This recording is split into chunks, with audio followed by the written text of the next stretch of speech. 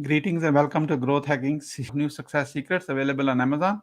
On this episode, we have a special guest, best-selling author and a business growth expert, Laura. Welcome to our guest, Laura Patterson. Laura, welcome.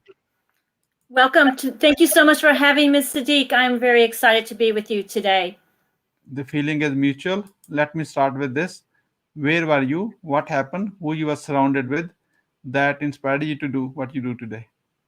This was a really hard question for me to think about. So first of all, for the people who are listening in, I was born and raised in the Midwest, so in the middle of the country. So if anybody who knows about people from like Missouri, I'm from the Show Me State. So if you think about that, it's about being very practical, down to earth, no nonsense. And I think that has pretty much permeated my entire life.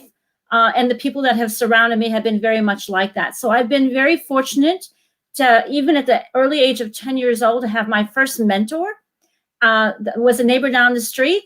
And she was all about thinking strategically, anticipating what might happen if you do something, what might be the result of that, and really understanding consequences of your behavior, right? So this is played into what we do in our work today, is understanding behavior and trying to understand if you do X, Y might happen, or Z might happen, or how can you get Z to happen, right?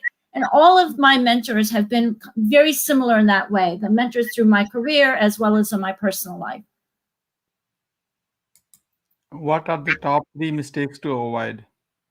This is a great question, and I'm going to take it from the perspective of businesses. Being a business owner myself since 1999, having had a long corporate career in all size companies, small startup companies to big companies like Motorola, and working with companies of all sizes, I find that there are 3 common things that are kind of mistakes to avoid. First, random acts, just randomly doing things, not really being thoughtful about them, just random acts. So they could be random acts of marketing or random acts of selling. Doesn't really matter, just random acts of hiring. Which takes me to the second one, focusing more on selling than serving. I'm a big believer that one must be, in order to be successful in business, you must be willing to serve your customers, serve your team, serve your community, not so much on selling. And then lastly, lack of planning.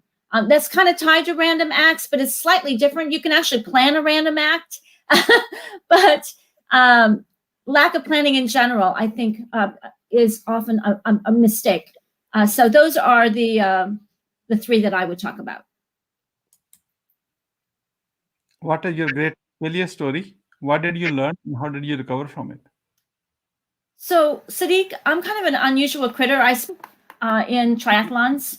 I'm not really an athlete. So what I would like to say is maybe it's not failures. There's really no such thing as failures, but there are such things as experiments. So every day, something could happen. And the real question is, what did you learn from it? And how can you make it better the next time? So I'm a strong believer in iteration, getting better, right? And if we had time, I would tell you about my very first triathlon, because I think it would explain why I think that way. So maybe another time I can share with you that story. People have heard me tell that story before, but really it is more about looking at what you do and what can you learn from it? What are the things that you did well and what are the ways that you can improve? What are your top 3 success secrets others can model from? Okay, so I think that people would tell you that one of my highest, most common characteristics is perseverance. I am someone who doesn't really give up. I'll keep on trying. So perseverance, I think, can play well for anyone in any job, in any place in their career, is perseverance. I think the second one is, remember, it's all about the people. That's all that's really about. When you get to the end of the journey, it's really about the people you were on the journey with. And that it's easy to get wrapped up in all the stuff that's going on and lose sight of that. And the last one is, be generous. I don't charge them for that if I can help them. If it's, the point I'm trying to make is there's nothing wrong with being generous. I kind of do believe if you put it out there, it's okay. Something will come back. We're about to start a lightning round. That means quick question and quick answer. Are you ready? You cut out, Siddique. We are about to start a lightning round. That means Quick question and quick answer. Are you ready? Oh, lightning round. Yes, I'm ready. Yes. What are you grateful for today? Well, I'm grateful for every day.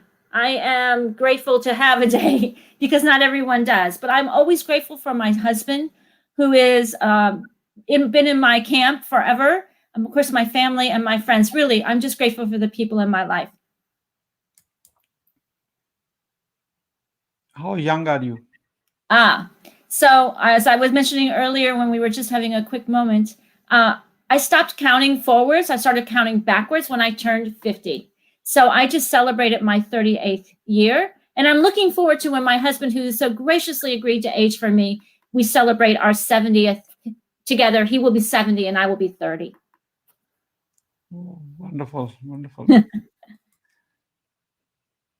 What you want to do when you grow up? I love what I'm doing. I don't really see a different world. And you know what's cool is that I can do what I'm doing from really anywhere. And this last year has certainly proven that we can all do things and modify how we do them in order to stay connected and engage with people. So I don't really see that changing. I really enjoy my work and the people I get to work with. How do you overcome a challenge life throws at you? So I'm a big believer in prayer, and I also believe breathing can make a difference. But for me, the best way to overcome a challenge is to break it down into doable challenges. Remarkable as people and who try to make life better for them. I would like to be remembered for that. Customers. And we work predominantly in 5 spaces in the B2B. Is they are obsessed with growth. They want to grow and they want to do it with process. So they understand that.